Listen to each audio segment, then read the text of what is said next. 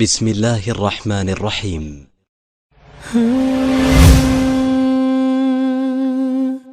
السلام عليكم.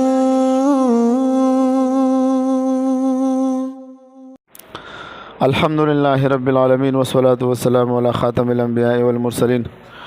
وعلى آله وأصحابه أجمعين ومن تبعهم بإحسان إلى يوم الدين. علماء کرام در رد الالحاد درسونه روان دي د مغربي فکر او فلسفي شاخونه تاسو ته بیانېږي. تر اوسه پورې موږ شپږ شاخونه بیان کړو. اول موږ ویلو چې د مغربي فکر فلسفي بنیاد د هیومنزم فلسفه ده. د هغې شاخونه او سیکولریزم موږ بیان کو، بیا ورپسې لیبرلیزم و، بیا کیپیټالیزم و، بیا سوشلیزم و، مولوي صاحبانو بیا کمونیزم و. سوشلیزم کمونیزم خو یو نظریه ده. بیا ورپسې ډیزم و، بیا ورپسې ایتیزم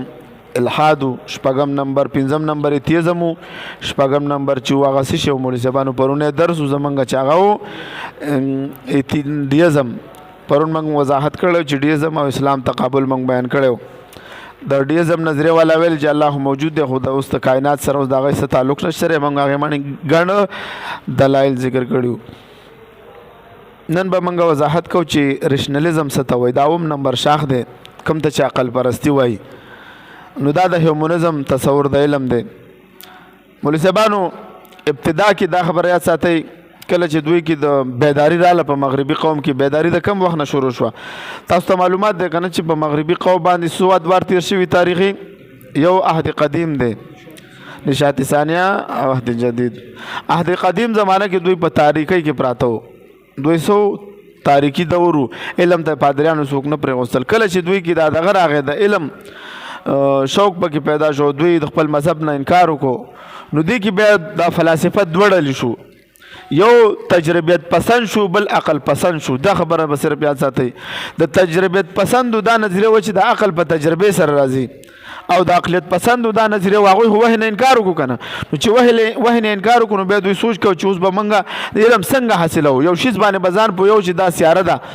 دا انور دی، دا سپوږمۍ ده، دا کهکشان ده، دې باندې موږ څنګه پوهیو. نو یو ډلې پکې ویل چې دا په تجربې سره موږ پوهیږو، بار بار به تجربه کوو بار بار. او بعضې پکې ویل چې موږ به دا د عقل په ذریعې سره معلومولی شو. نو د هغې وضاحت دی. او موږ نن وضاحت به موږ کوو چې اسلام او عقل پرستی، د دې به هم موږ وضاحت کوو. او د عقلیت پسندو څه اهداف دي دا به انشاءالله تاسو ته بیانوو. ټول درس په کتاب کې موجود دی. ریشنلیزم عقل پرستی ده، د هیومنزم تصور د علم دی، د دې مطابق د انسان عقل په ټولو څیزونو باندې حاکم دی. عقلیت پسندي او تحریک دی د کوم ابتدا چې په 19مه صده کې شوې ده. د دې فلسفې مشر ډیکارټ دی. مولوي صاحبانو دا ډیکارټ چې دی دا مشهور دغه دا د فلسفه ازادۍ هم دا مشر دی. د تاریخ پیدایش دی 1596 او دا د او همداسې نیوټن هم د نظریې والا دی. مولوي صاحبانو نیوټن بیا په 14مه صده کې پیدا شو. 14 ابتدا کې د فلسفه په دوه مکاتب فکر سره تقسیم شوي وو. یو عقلیت پسندو لکه ریني ډیکارټ او بیني ډلټس او اماو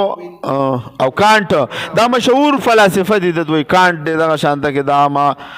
نوایل دی، او دغه شانته کې سپای نواز دی، او دا نوزا دی، او داسې مختلف دا دي. دویمه ډله چې هغه د تجربات پسند و، د عقلیت پسند پکې کم یو، دا هلو ډیکارټ پکې و، دغه شان کانټ پکې و، دا پکې و. او تجربات پسند چې ونو دی کې جان لاک و، جاج برکلی و، ډیوډ هوم و،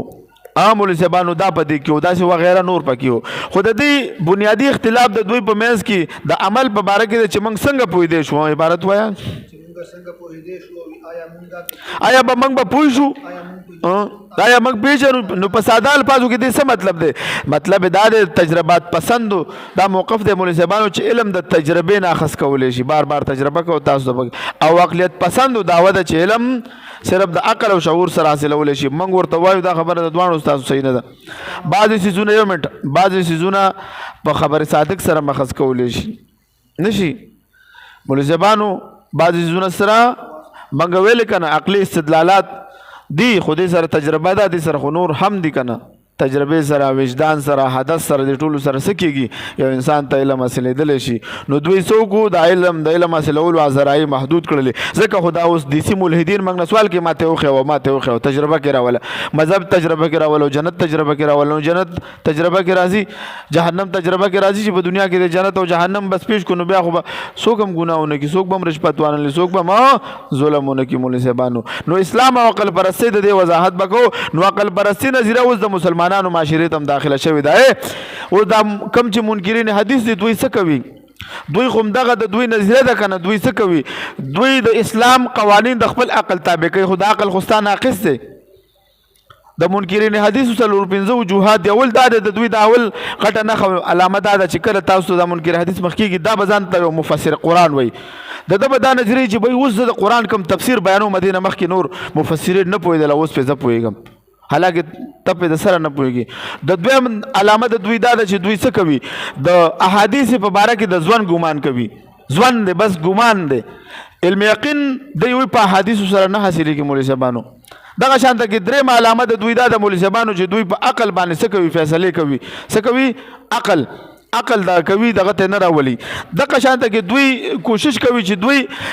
څلورمه نمبر نښه دا ده چې د احادیثو ګوره څه ذخیره د احادیثو کې چې دي بعضې تاریخي روایات دي څه دي بے سنده بعضې صحیح حدیث دي چې کوم په سند سره ثابت دي دوی د خپل مدعا دپاره څه کوي هغه تاریخي اقوال راخلي او صحیح حدیث ته انکار کوي دا د منکرین حدیث غټې غټې نښې دي مولوي صاحبانو نو اوس دا عقل پرستۍ دا نظریه دا اوس زمونږ مسلمانانو کې هم راننوتې ده مولوي صاحبانو زمونږ جدید تعلیم یافته طبقه د عقل پرستۍ په نشه کې د مغرب فکري غلامي قبوله کړې ده نن سبا خو علما دا تیار کړي دي غامدي انجینر مرزا منیر شاکر دی منیر شاکر پرون بی بی سی ته انټرویو ورکړي او یاره کچرې دا احادیث هغه پې ډېر عبدالله نظامي پې ډېر ښه اعتراضات کوي بی بی سی والا او ورته وایي داسې څنګه کېدی نه شي چې اوسه پورې اسلام علما کرام نه پوهېدل او تاسو پې ښه پوهېږئ داسې یو مرکز په ټول عالم اسلام کې نشته دی نو دې ډېر زبردست اعتراضات یې پې کړي په دې منیر شاکر باندې نو دا ورته وایي دا خلاف عقل خبره ده او د عایشې رضی الله تعالی عنها د نکاح په باره کې وضاحت وکړو چې دا خلاف عقل ده وایي موږ سره بې ګڼ آیاتونه موجود دي دا وایي من قرآن مقابله کې څوک نه شو کولی دا ټول شرک دی احادیث منل شرک دی دا د منکرین حدیثو نظریه ذلک الکتاب لا ریب فیه مولوي صاحب ته څه ته ولاړې ښه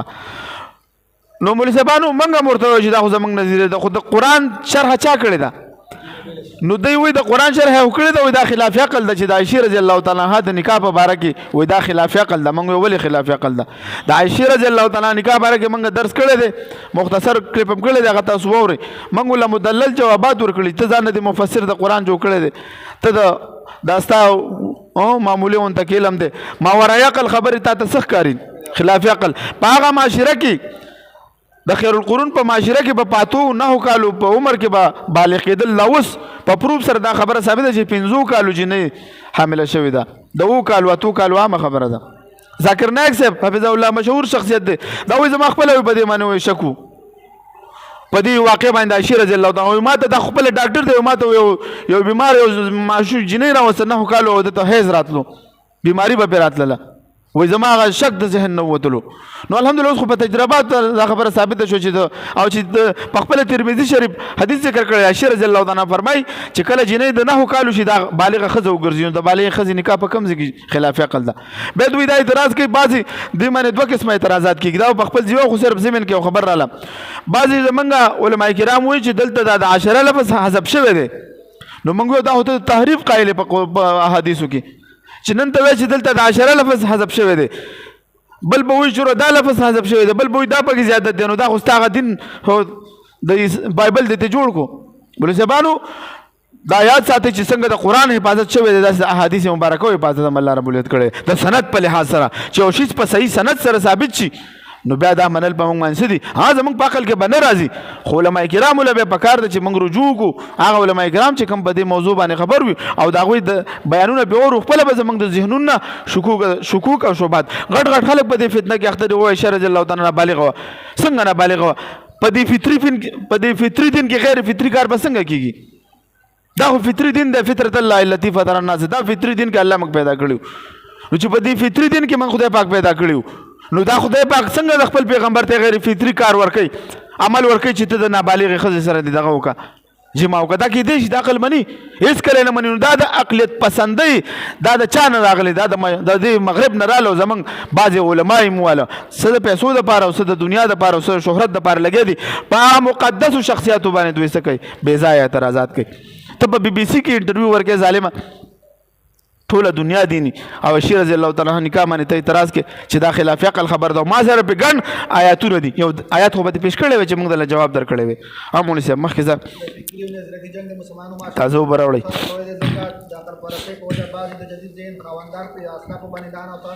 او که نه دغه خبره ده که نه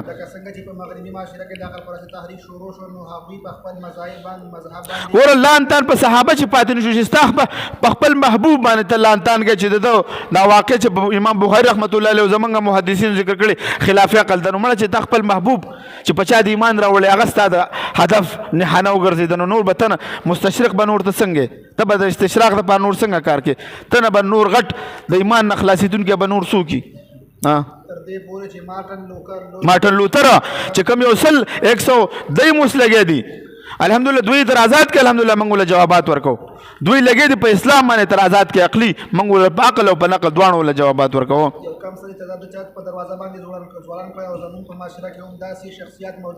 غابدي انجینر مرزا منیر شاکر او داسې وغیره نور دي. دوی د عقل پرستۍ په بنیاد باندې په اسلامي قوانینو کې تبدیلی کوشش کوي. د دې نه وروسته دا د عقلیت پسندۍ مولوي صاحبانو څه شی ده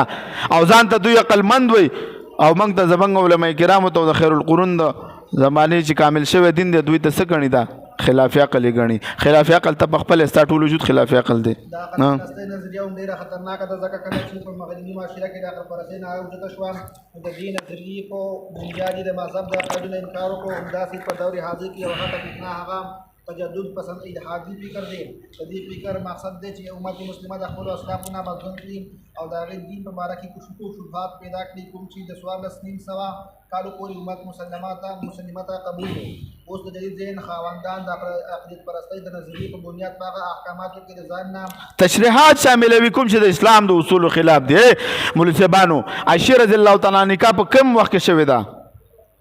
په خیر القرون کې شوې ده که نه ده؟ خو ته ماته یو کتاب وښیوه یو مستشرق یو یهودي یو عیسائی یو شیعه یو ماته خو یو کتاب وښیوه چې هغه په دې اعتراض کړی چې عائشة رضی الله تعالی عنها خلاف عقل وه. په خیر القرون کې نه تر 15مې صدۍ د مستشرقینو اعتراضات در راواغسته ظالمه او ته اوس څه کې ته په د مسلمانانو ذهنونو کې شکوک او شبهات چې یوازې دا نه دی داسې ګڼ اعتراضات دي چې دوی څه کوي په احادیث مبارکه کوي او دغه شانته کې بیا خاص کر په امام بخاري رحمت الله علیه امام مسلم رحمت الله علیه باندې دوی کوي. ولې دا زمونږ نظریه ده زمونږ عقیده ده چې دا صحیح کتابونه دي. نو چې دای د مسلمانانو ذهنونه دې باره کې شکوک کې پاتې کړل نو بیا د قرآن شرحه به ته کوم ځای نه ثابتې مولوي صاحب ته چې دا سهار 2 رکعاته مونځ کې دا رکعتونه تا له قرآن ذکر کړي دي. ته چې د غرمې دا 10 رکعاته کې دا قرآن تا ته د آیتونه ذکر کړي دي. د مازدیګر چې کې نو ته چې دا روژه نیسي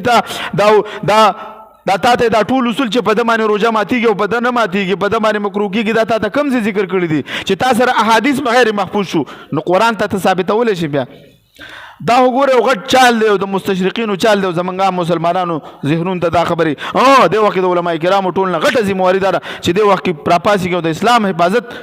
څه وکړي د ده دپاره رملا وتړي د مستشرقینو له د دې په څه کړي د دې په دا کې ولا جواب ورکړي د دې په لهجه کې هم دوی له جواب ملو شي چې راځه زما یو نظریه هم خلاف عقل نه ده که ته تجدد پسند دی او که ته عقلیت پسند دی نو مولوي صاحبانو ستاسو دا دغه سره موږ اوس وایو چې د عقلیت پسندو څه اهداف دي د دې وضاحت به کوو. اول دا عقل پسندو څه اهداف دي لکه د اسلام په باره کې دا نظریه لري چې اسلام هم د نورو مذاهبو په شان یو مذهب ثابت کول د دوی مقصد دی. دا ځکه چې دوی دین اسلام د اجتماعي تمدني او سیاسي معاملاتو نه بېدخل کول غواړي. د دوی نظریه دا چې مذهب د انساني ذاتي معامله ده ان جی اوز په ذریعه مذهبي مکالمې کوي چې مذهب هیڅ تعلق نشته چې د سیاست سره کار وساتي. ګوره دا ټول ګوره زمونږ علما کرام چې په هر فیلډ کې لګیا دي ګوره دا دین خدمت کوي که جمعیت علما اسلام دی د دې مقابله کې دی او که دغه شانته کې زمونږ نور مذهبي جماعتونه الحمدلله که دعوت او تبلیغ والا دي دعوت او تبلیغ والا د ان جی اوز په مقابله کې لګیا دي. زمونږ چې کوم جهاد کېږي او کوم چې صحیح جهاد او کوم چې د الهي کلمت الله دپاره هغه د دې د دهشتګردۍ مقابله کیو. زمونږ چې کوم مدارس دي الحمدلله دا د مسلمانانو د څه کوي د نظریه او د ثقافت حفاظت کوي. دوی خو په موږ باندې لاډ میکاله قانون مسلط کړی لاډ میکاله تعلیم په موږ باندې مسلط دی د دې مقابله کې چې تا ته صرف قرآن او حدیث ملاویږي دا مطلب په مدارسو کې ملاویږي نو د دوی دا هدف دی مولوي صاحبانو چې څه کوي مذهب ذاتي مسله ده بس مذهب مه پړاو خپل کار کوو مذهب اجتماعي معاملاتو ته مه راوله لکه دا منیر شاکر پرون وایي یاره مذهب نوم د سره نشته دی دا خو موږ د خیر القرون د زمانې نه مذهب را روان دی وایي دین چې دی بس دا یو اسلام دی نو ما ورته ویل چې ګوره دا خو الفاظ مترادفه دي د یو بل په ځای باندې استعمال شوي دي ټیک ده چې قرآن کې وایي قرآن کې د مذهب نوم نشته نو قرآن کې خو ډېرو خبرو نوم نشته دی قرآن کې خو د نبی علیه السلام د پلار نوم هم نشته دی د نبی علیه السلام د نیکه نوم هم نشته نو موږ به ورته نه انکار کوو تاسو نه تپوس کوم په قرآن کې ډېر شی نه نشته دی موږ به ته انکار کوو قرآن نه یا به موږ د هغه څیز نه انکار کوو لکه د نبی علیه السلام د پلار نوم څه عبدالله اوس د عبدالله نه موږ انکار وکړو چې قرآن کې نشته نو ظالمانو د مذهب که په قرآن کې نشته نو په احادیث مبارکو کې د فقه په کتابونو کې موجود دي چې مذاهب څلور دي مذهب د دین په معنا سره هم راځي هلکه وایي دا بایبلي مذهب دی دا هندومت مذهب دی نو مذهب خو هغه وخت نه را روان دی په دې سلسلې سره خو مولوي صاحبانو کله چې انسان خپل عقل پسې ځي بیا به دا څه کوي د مسلماتو نه به انکار کوي اول هدف یې دا و مولوي صاحبانو چې دا اسلام هم د نورو مذاهبو په شان یو مذهب دی دویم نمبر اسلام ته داسې تصوف لباس اخذل کوم چې د جهاد د تصور نه خالی وي بس کې نه د اسلام بلندواله پس سر راځي په جهاد سره مولوي صاحبانو راځي دریم نمبر د اسلامي خلافت د حیا کوشش دنیا ته صرف د هوا په شان پیش کول د دې په لپاره چې اسلام د خپل سیاسي قوت نه محروم شي دا کوشش کوي مولوي صاحبانو بس اسه او هوا ده بس راځه زبد الله ته بس همدغه په دې خپل بس مونځ کوو بس ذکر کوو بس په دې سره کوو نور د اسلام د نظام را وسو دپاره به خبرې نه کوي چې اسلام ته څه کې نافذ کړي مولوي صاحبانو موږ ډېر کمزورۍ کې روان یو دې وخت کې نوم ورکولو سره چې اوس اسلامي جهاد چې کوم ملکونو کې کافرو په موږ باندې حملې کړي او زموږ مسلمانان د هغې مقابل کې څه کوي مولوي صاحبانو جهاد کې خپله دفاع کوي مولوي صاحبانو موږ اټیک کوو که دوی اټیک کوي موږ که اټیک کولی بیا به دوی ګیله کولی اوس خو د اصل کاله وشو دوی په موږ اټیک کوي مولوي صاحب باندې سکینه نازله شوي تا باندې سکینه نازله شوي نو دوی په موږ اټیک کوي موږ چې خپل دفاع ته هم راپاسي وایي ته دهشتګرد دی ولې موږ دهشتګرد خو تی چې وروره موږ په خپل وطن کې هم نه پرېږدي پنځم د قرآن او رسول الله صلی الله علیه وسلم باهمي تعلق ختمول شپږم په قرآن کریم کې معنوي تعریف دا ټول کوي دا منیر شاکر او دا غامیدی او انجینر مرزا ټول لګوي د حدیث او سنت حجت نه انکار کوي مولوي صاحبانو دوی څه کوي دوی د حدیث او د سنت څه کوي مولوي صاحبانو وایي دا حجت نه دا ځوان دی ګمان دی که منې او که نه منې حدیث منې او که نه منې ستا خپله خوښه ده دا حدیث خلاف عقل دی به ډز دا به درته وایي هلکه ولې خلاف عقل دی ته خو راځه لږ کښېنه علما کرامو سره خو ته کښېنه تپوس خو د اجماع قطعي د دین د مسلماتو نه انکار کول د اجماع قطعي او د دین د مسلماتو نه مولوي صاحبانو انکار کول دا د دوی هدف دی فاسد تاویلاتو په ذریعه د دین د دیني مولوي صاحبانو فاسد تاویلات به کوي دا غامیدي ته وګورئ د دې دا څومره چې دی دوی څه کوي فاسد تاویلاتو په ذریعه د دین څه کوي مولوي صاحبانو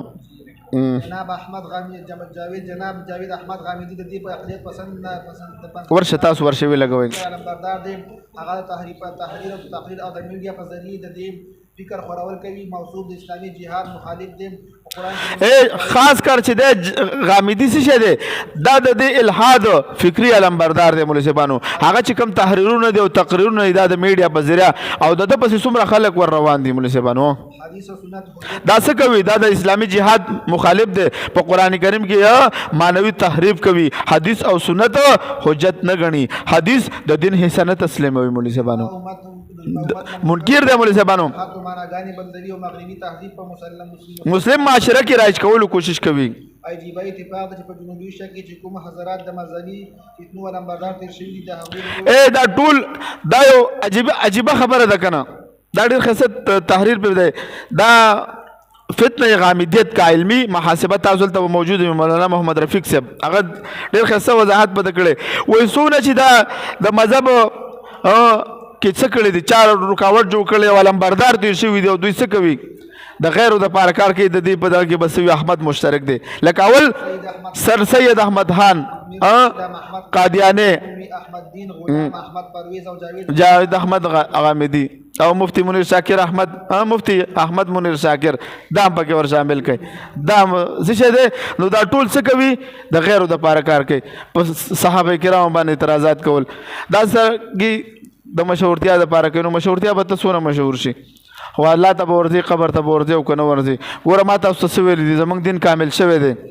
خپل عقل به نه استعمالوئ خپل عقل به هغه ځای کې استعمالوئ پوه شولې چې کله دنیاوي خبرې وي دین په څه راغلی دی نقل نو مولوي صاحبانو عقل به دومره نه استعمالوي بل د عقل به ډېر ولې دومره نه استعمالوي ولې عقل محدود دی دا ډېر محدود عقل دی په دې کې لامحدود نه راځي څه د لامحدود صفات په دې کې نه راځي کم سیس کم دین چې الله خوښ کړی موږ دپاره دی دا فطري دین دی دا هېڅکله د ده یوه مسله خلاف عقل نشي چلېدی معاشره کې دا دوه عربه مسلمانان دي دا هېڅکله خلاف عقل دین باندې عمل نشي کولی د دوی اوس داسې علما دوی پیدا کړي چې د مسلمانانو څه کوي زړونو کې شکوک او شبهات اچوي مولوي صاحبانو نو انشاءالله سبا به څه وایو تجربه پسندي به وایو انشاءالله او دوستانو درسونه ډېر هم درسونه دي مخکې شیر کوئ واخر دعوانا الحمدلله رب العالمین